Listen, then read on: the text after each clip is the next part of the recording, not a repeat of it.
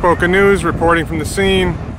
They're trying to clean up the mess from the dump truck. So this yellow vehicle, I want to say a backhoe or a front loader or whatever, is scooping rocks out of the dump truck, putting them into another dump truck.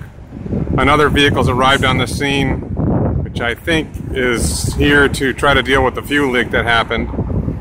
And they've really blocked off southbound 441. There's tons of vehicles all over.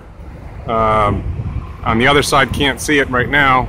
On the other side, there's more vehicles. On the other side of Glades Road. But we're right here on the southeast corner of Glades Road. And you can see a buzz of activity.